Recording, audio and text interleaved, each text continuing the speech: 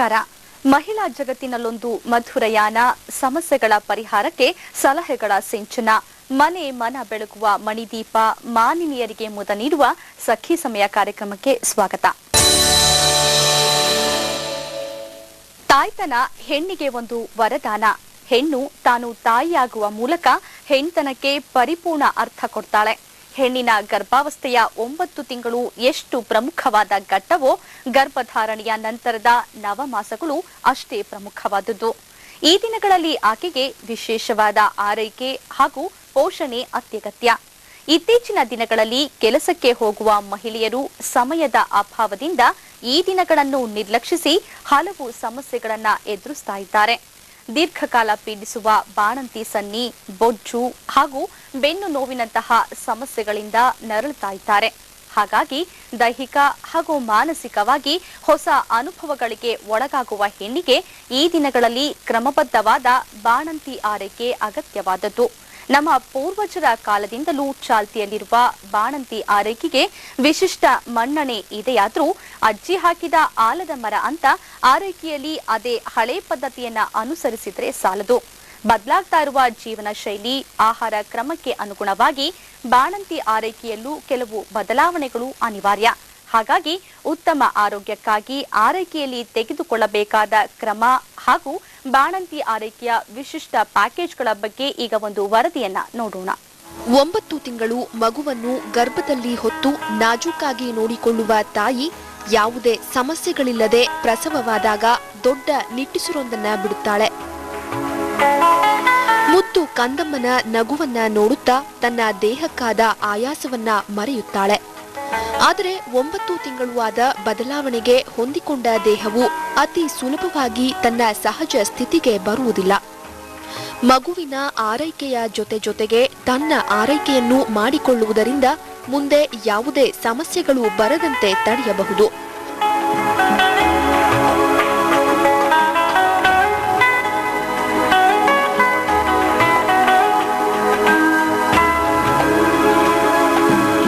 ಮಗು ಬೆಳೆಯುತ್ತಿದ್ದಂತೆಯೇ ಗರ್ಭಕೋಶವು ಹಿಗ್ಗುತ್ತಾ ಹೋಗುತ್ತದೆ. ಮಗುವಿನ ಜನನದ ನಂತರ ಹಿಗ್ಗಿದ ಗರ್ಭಕೋಶವು ಮೊದಲಿನ ಸ್ಥಿತಿಗೆ ಬರಲು ಬಹಳಷ್ಟು ಸಮಯವನ್ನ ತೆಗೆದುಕೊಳ್ಳುತ್ತದೆ. ಈ ಸಮಯದಲ್ಲಿ ಬೊಜ್ಜು ಬರುವ ಸಾಧ್ಯತೆ ಇದ್ದು ಮುಂದೆ ಇದು ಹಲವಾರು ಸಮಸ್ಯೆಗಳಿಗೆ ಎಡೆ ಮಾಡಿಕೊಡಬಹುದು. ಹೊಟ್ಟೆಗೆ ಬಟ್ಟೆಯನ್ನ ಕಟ್ಟುವುದರಿಂದ ಈ ಸಮಸ್ಯೆ ಬರದಂತೆ ತಡೆಯಬಹುದು. ಹೊಟ್ಟೆಯನ್ನ ಗಿಡಮೂಲಿಕೆಗಳ ಎಣ್ಣೆಯಿಂದ ಮಸಾಜ್ ಮಾಡಿ ಸ್ಟೀಮ್ ಕೊಟ್ಟು ಕಾಟನ್ ಬಟ್ಟೆಯಿಂದ ಬಿಗಿಯಾಗಿ ಸುತ್ತಬೇಕು. ಭಾರವನ್ನು ಹೊತ್ತು ಆಯಾಸಗೊಂಡ ಹೊಟ್ಟೆಯ ಮತ್ತು ಬೆನ್ನಿನ ಅಂಗಾಂಗಗಳಿಗೆ ಈ ಪಟ್ಟಿಯು ಆಧಾರವಾಗಿ ನಿಲ್ಲುತ್ತದೆ ಹಾಗೂ ಗರ್ಭಕೋಶವು ಮೊದಲಿನ ಸ್ಥಿತಿಗೆ ಬರಲು ಸಹಾಯವಾಗುತ್ತದೆ.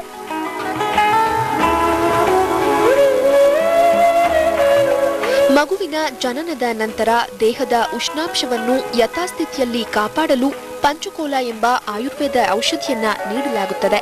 ಪರಿಸರದಲ್ಲಿ ಸಿಗುವ ಚಿತ್ರಕ, ಪಿಪ್ಪಲಿ, ಪವ್ಯ, ಪಿಪ್ಪಲಿ ಮೂಲ ಮತ್ತು ಶುಂಠಿಯನ್ನ ಪುಡಿ ಮಾಡಿ ಬೆಲ್ಲದ ಜೊತೆ ಕೊಡಲಾಗುತ್ತದೆ.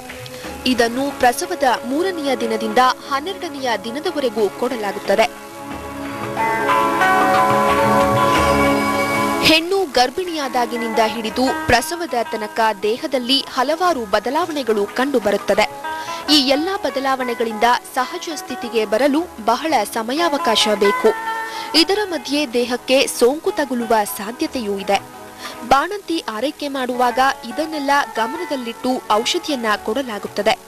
ಪ್ರಸವದ 12ನೆಯ ದಿನದ ನಂತರ ಸೌಭಾಗ್ಯ ಶುಂಠಿಯನ್ನ ನೀಡಲಾಗುತ್ತದೆ. ಇದು ಸುಮಾರು 17 ಗಿಡಮೂಲಿಕೆಗಳನ್ನು ಮತ್ತು ಸಾಂಬಾರ ಪದಾರ್ಥಗಳನ್ನು ಉಪಯೋಗಿಸಿ ಮಾಡಿದ ಔಷಧಿ. ಮೊದಲು ಬೆಲ್ಲದ ಪಾಕ ಮಾಡಿ ಅದಕ್ಕೆ ಶುಂಠಿ ಪುಡಿ ಹಾಕಿ ಕಲಸಬೇಕು. ಪಾಕ ಸರಿ ಬಂದ ಮೇಲೆ ಉಳಿದೆಲ್ಲ ಪುಡಿಗಳನ್ನು ಹಾಕಿ ಕಲಸಬೇಕು. ಕೊನೆಯಲ್ಲಿ ತುಪ್ಪವನ್ನ ಹಾಕಿ ಕಲಸಿದರೆ ಬಾಣಂತಿ ಲೇಹ ರೆಡಿ.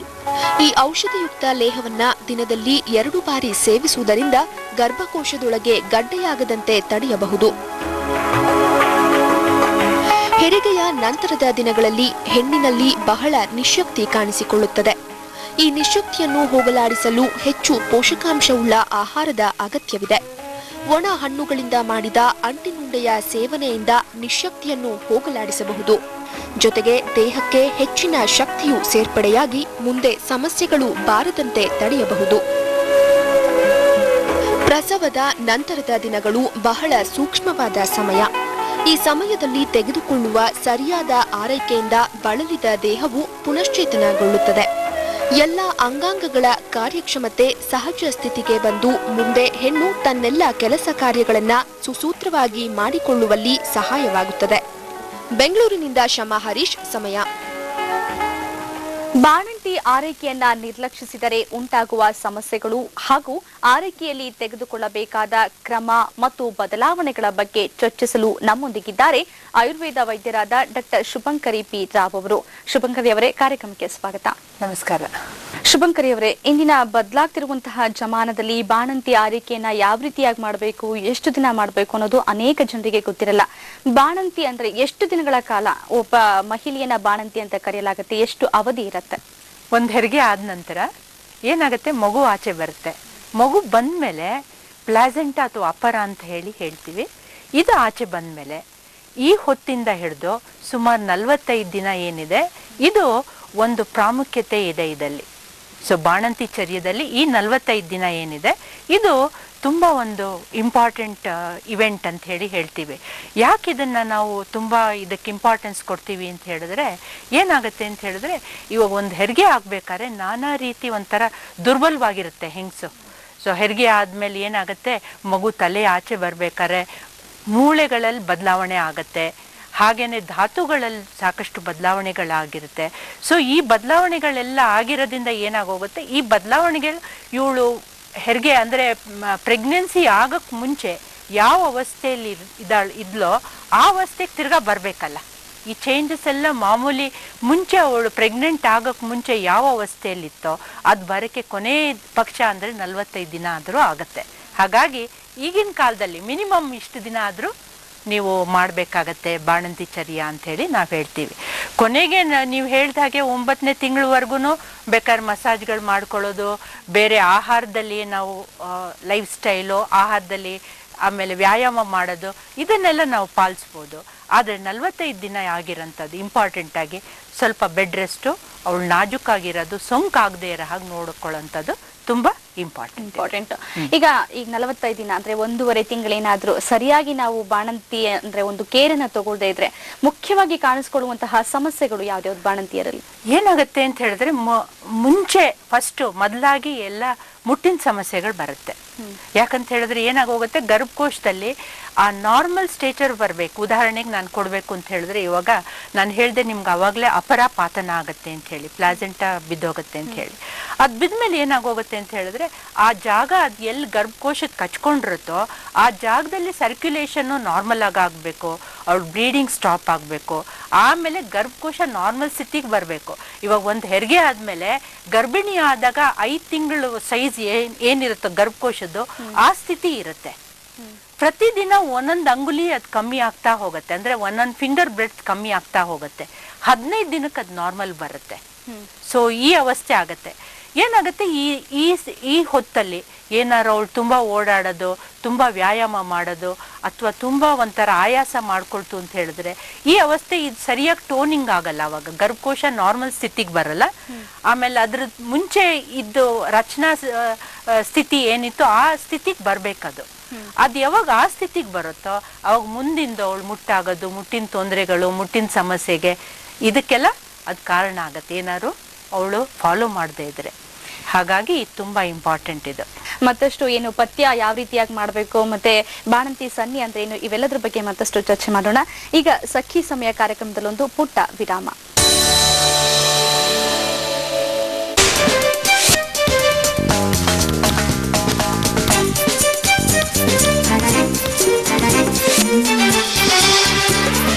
ಐನೂರಿಂದ 1000, 1000ದಿಂದ 2000 ಚಿನ್ನದ ಬೆಲೆ ಏರ್ತಾನೆ ಇದೆ. ಹಿಂದೆ ಚಿನ್ನದ ಮೇಲೆ ಹಣ ಹೂಡಿ ನೆಮ್ಮದಿಯ ನಾಳೆಗಳನ್ನ 5ನೇ ವಾರ್ಷಿಕೋತ್ಸವದ ಅದ್ದೂರಿ ಕೊಡುಗೆ. ಪ್ರತಿ 10 ಗ್ರಾಂ ಚಿನ್ನ ಕೊಂಡಾಗ 1 ಜೊತೆ ಬೆಳ್ಳಿ ದೀಪ ಉಚಿತ. ಪ್ರತಿ 1 ಗ್ರಾಂ ಚಿನ್ನದ ಮೇಲೆ 51 ರೂಪಾಯಿ ಡಿಸ್ಕೌಂಟ್. ನಮ್ಮಲ್ಲಿ ಯಾವ ಮೇಕಿಂಗ್ ಚಾರ್ಜು ಇಲ್ಲ, ಸ್ಟೋನ್ ಚಾರ್ಜು ಇಲ್ಲ. ನಿಮ್ಮ ಹಳೆ ಚಿನ್ನನ ಇಂದಿನ ಬೆಲೆಗೆ ನಮಗೆ ಕೊಟ್ಟು ನಮ್ಮ ಹಾಲ್ಮಾರ್ಕ್ ಚಿನ್ನನ ನೀವು ಕೊಳ್ಳಿ. ಇವೆಲ್ಲ ನಿಮಗಾಗಿ ನಿಮ್ಮ ಆರ್ಆರ್ ಗೋಲ್ಡ್ ಪ್ಯಾಲೇಸ್ ಅಲ್ಲಿ ಮಾತ್ರ. RR gold palace, Malleswaram, Bengaluru. ವಿಶ್ಲೇಷಣೆ ಮಾಡ್ತೀವಿ, ಉಪದೇಶ ಮಾಡೋಣ, ಆಕ್ರಮಣ ಮಾಡ್ತೀವಿ, ವೈಯಕ್ತಿಕ ಚಾರಿತ್ರ್ಯ ವಧೆ ಮಾಡೋಣ. ಆರೋಗ್ಯಪೂರ್ಣ ಚರ್ಚೆ ಮಾಡ್ತೀವಿ, ಅನಾರೋಗ್ಯಕರ ತರ್ಕ ಮಾಡೋಣ. ನಿಮ್ಮೊಂದಿಗೆ ನಾನು ವಿಶೇಷ ಸಮಯ ರಾತ್ರಿ 8:30ಕ್ಕೆ.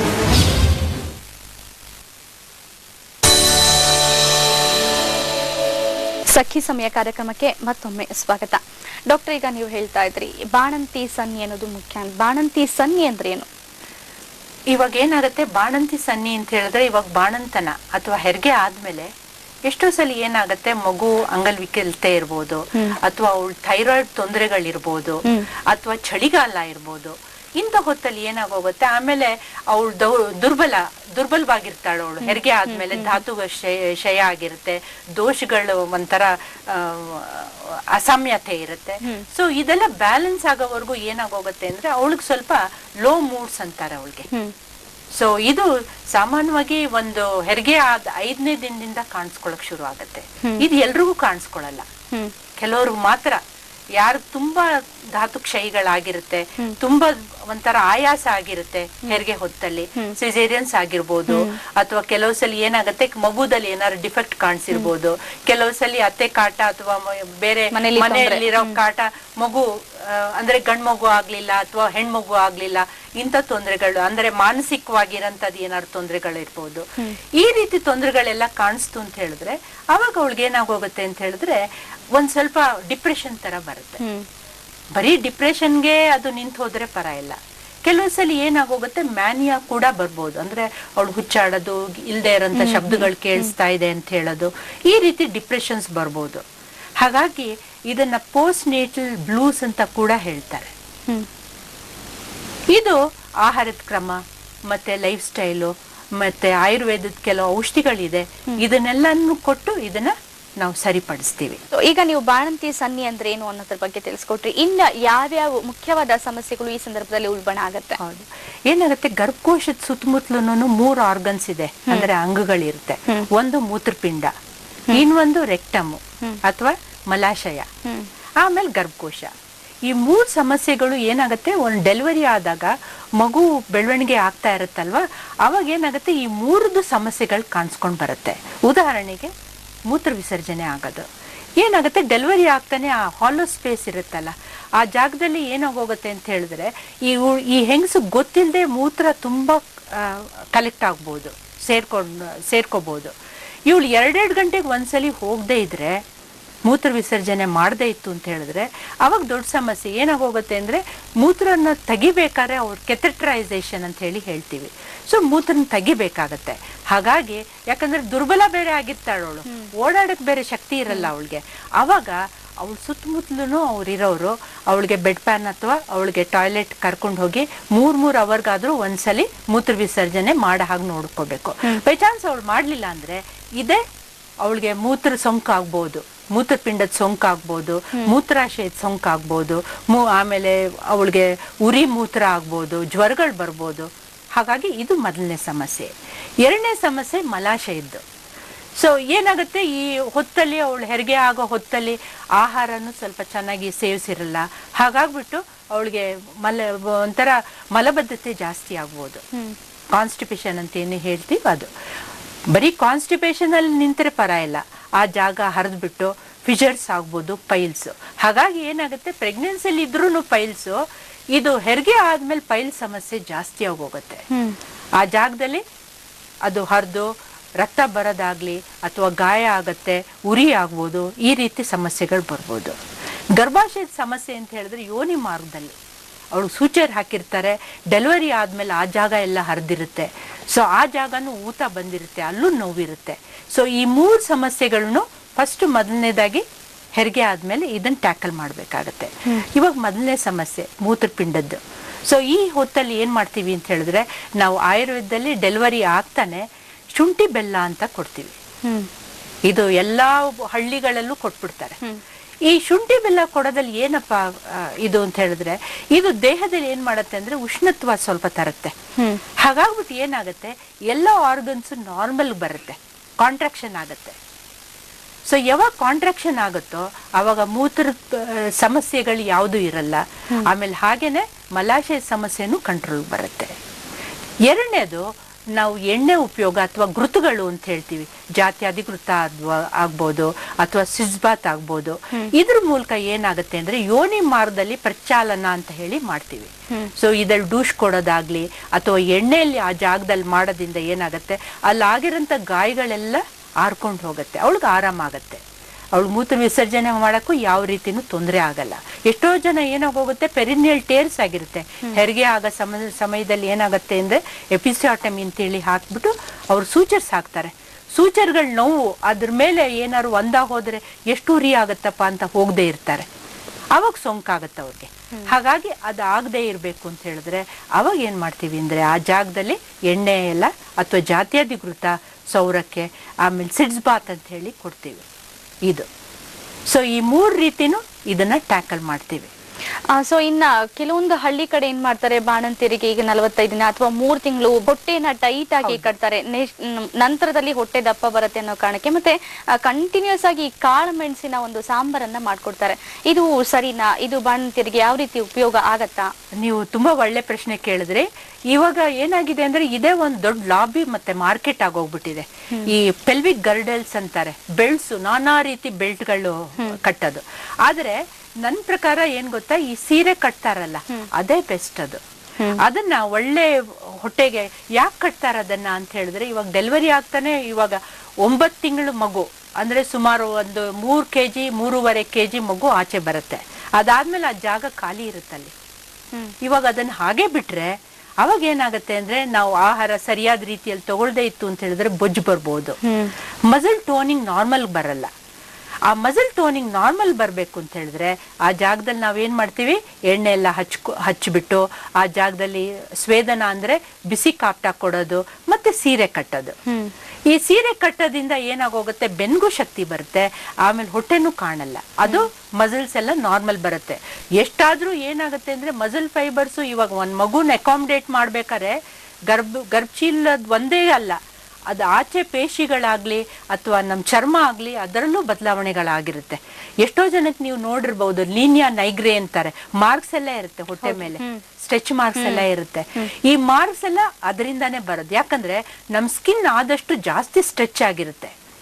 ಇದೆಲ್ಲ ನಾರ್ಮಲ್ ಬರ್ಬೇಕಾದ್ರೆ ಸಲೀಸಲ್ಲ ಅದು. ಯಾಕಂದ್ರೆ ಒಂದು ಇವಾಗ ಸುಮಾರಾಗಿ ಒಂದು ಎಲಾಸ್ಟಿಕ್ ತುಂಬಾ ಎಳೆದು ಬಿಟ್ರೆ ಎಷ್ಟು ಲೂಸ್ ಆಗತ್ತೋ ಹಾಗೆ ನಮ್ ಚರ್ಮ ಕೂಡ ಲೂಸ್ ಆಗೋಗುತ್ತೆ. ಅದು ನಾವು ನಾರ್ಮಲ್ ಬರಕ್ಕೆ ಇದು ಪ್ರಯತ್ನಗಳಷ್ಟೇ. ಇದಲ್ಲಿ ಎಲ್ಲ 90-100% ಸಕ್ಸಸ್ ಆಗುತ್ತೆ ಅಂತ ಹೇಳಕ್ಕಾಗಲ್ಲ. ಆದ್ರೂ ಆಯುರ್ವೇದದಲ್ಲಿ ನಾವು ಮಸಾಜ್ ಮಾಡೋದು ಅದರಿಂದಾನೆ. ಎಣ್ಣೆ ಎಲ್ಲ ಹಚ್ಬಿಟ್ಟು, ಎಣ್ಣೆ ಸ್ನೇಹನ ಅಭ್ಯಂಜನ ಅಂತ ಹೇಳ್ತೀವಿ, ಮರ್ದನ ಅಂತ ಹೇಳ್ತೀವಿ. ಅದಾದ್ಮೇಲೆ ಸ್ವೇದನ ಅಂದ್ರೆ ಬಿಸಿ ಕಾಪ್ಟ ಮನೇಲೆ ಮಾಡ್ಕೋಬಹುದು ಅಥವಾ ಬಿಸಿಯಾಗಿ ಸ್ಟೀಮ್ ಕೊಡ್ಬೋದು ಕುಕ್ಕರಿಂದ. ಅದಾದ್ಮೇಲೆ ನೀಟಾಗಿ ಒರೆಸಿ ಈ ಹೊಟ್ಟೆಗೆ ಸ್ನಾನ ಆದ್ಮೇಲೆ ಹೊಟ್ಟೆ ಕಟ್ಟೋದು. ಸ್ನಾನ ಮಾಡೋಕ್ಕೂ ಅಷ್ಟೇ ಕೆಲವು ಮೂಲಿಕೆಗಳಿದೆ, ರಾಸ್ಮೆ ಅಂತ ಇರುತ್ತೆ, ಕೆಲವ್ದು ಅರ್ಕದ ಎಲೆಗಳು ಹಾಕ್ತಾರೆ. ಈ ರೀತಿ ಜಾಸ್ತಿ ದಶಮೂಲದ ಕ್ವಾತ ಇರ್ಬೋದು, ತ್ರಿಫಲ ಕ್ವಾತ ಇರ್ಬೋದು, ಇದೆಲ್ಲ ಕುದಿಸಿ ಕಷಾಯ ಮಾಡ್ತಾರಲ್ಲ, ಈ ಕಷಾಯದಿಂದ ಸ್ನಾನಕ್ಕೆ ಉಪಯೋಗಿಸ್ತಾರೆ. ಸೊ ಇದಕ್ಕೆ ಡ್ಯುಯಲ್ ಕಾಂಬೋ ಎಫೆಕ್ಟ್ ಇದು. ಮಸಲ್ಸ್ನು ಟೋನ್ ಆಗುತ್ತೆ, ಸ್ಟ್ರೆಚ್ ಮಾರ್ಕ್ಸ್ ಕಮ್ಮಿ ಆಗುತ್ತೆ, ಮಸಲ್ ಅಂದ್ರೆ ಈ ಮಾಂಸಪೇಶಿಗಳೆಲ್ಲ ಸಂವಾದ ಸ್ಥಿತಿಗೆ ಬಂದ್ಬಿಡತ್ತೆ. ಇದಿಷ್ಟು ಬದಲಾವಣೆಗಳಾಗತ್ತೆ.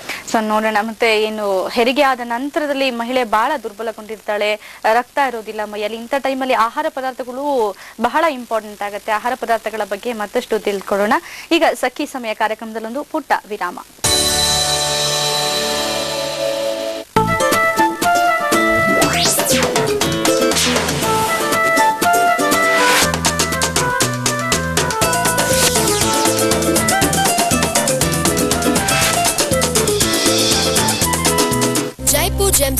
ನೀವು ಯಾವುದೇ ಜ್ಯೋತಿಷ್ಯರಲ್ಲಿ ನಿಮ್ಮ ಜಾತಕವನ್ನು ತೋರಿಸಿದ್ದು ಅವರು ಸೂಚಿಸುವ ಹರಳನ್ನು ಕೊಳ್ಳಲು ಜಯನಗರ ಜೈಪುರ್ ಜೆಮ್ಸ್ಗೆ ಇಂದೇ ಭೇಟಿ ಕೊಡಿ. ನಮ್ಮ ಬ್ರಾಂಚ್ಗಳು ಕೇವಲ ಜಯನಗರ ಬೆಂಗಳೂರು ಮತ್ತು ಟಿ ನಗರ್ ಚೆನ್ನೈನಲ್ಲಿ ಮಾತ್ರ.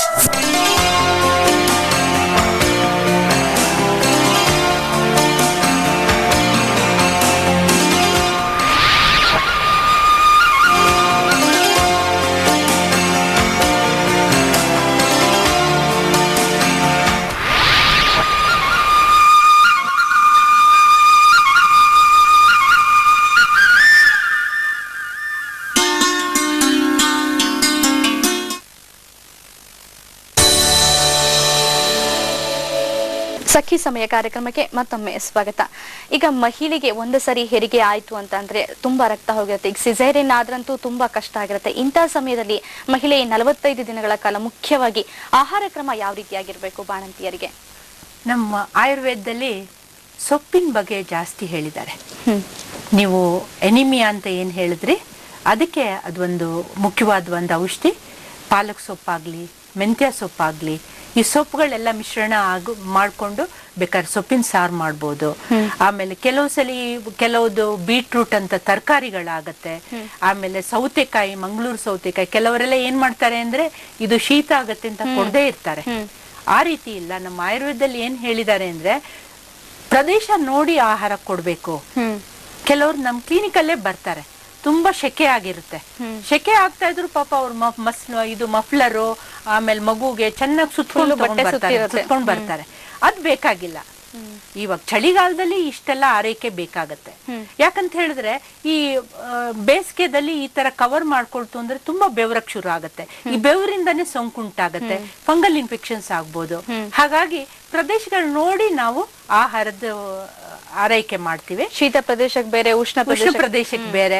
ಇವಾಗ ಅಮೆರಿಕನ್ ಬೇರೆ ಫಾರಿನ್ ಕಂಟ್ರೀಸ್ ಒಳಗೆ ತುಂಬಾನೇ 0 ಡಿಗ್ರೀಸ್ ಇರುತ್ತೆ. ಅವ್ರಿಗೆ ಇದೆಲ್ಲ ತುಂಬಾ ಇಂಪಾರ್ಟೆಂಟ್. ಅಭ್ಯಂಜನ ಆಗೋದು, ಆಮೇಲೆ ಅವ್ರಿಗೆ ಹಾಟ್ ಫರ್ಮೆಂಟೇಶನ್ ಕೊಡೋದು, ಬಿಸಿಯಾಗಿರೋದು, ಆಮೇಲೆ ಆಹಾರನು ಅಷ್ಟೇ ಬೆಳ್ಳುಳ್ಳಿ ಕೊಡೋದು. ಕೆಲವ್ರಿಗೆಲ್ಲ ಏನಾಗುತ್ತೆ, ಬೇಸಿಗೆದಲ್ಲಿ ಬೆಳ್ಳುಳ್ಳಿ ಕೊಟ್ಬಿಡ್ತಾರೆ. ಏನೋ ಅವ್ರ ಮುತ್ತಾತಂದ್ರಿಂದ ಬಂದಿದೆ ಅಂತ ಹೇಳ್ಬಿಟ್ಟು ಬೆಳ್ಳುಳ್ಳಿ ಎಲ್ಲ ಏನ್ ಹಾಕಿದ್ರು ಬೆಳ್ಳುಳ್ಳಿ. ಪಾಪ ಇವ್ರಿಗೆ ಮಲಾಶಯದಲ್ಲಿ ಏನಾದ್ರು ಬೈ ಚಾನ್ಸ್ ಫಿಜರ್ಸ್ ಆಯ್ತು ಅಂದ್ರೆ ಬೆಳ್ಳುಳ್ಳಿ, ಶುಂಠಿ ಇದೆಲ್ಲ ಜಾಸ್ತಿ ತಗೊಳ್ಳೋದ್ರಿಂದ ಅವ್ರಿಗೆ ಜಾಸ್ತಿ ತೊಂದರೆ ಆಗತ್ತೆ, ಉರಿ ಜಾಸ್ತಿ ಆಗತ್ತೆ.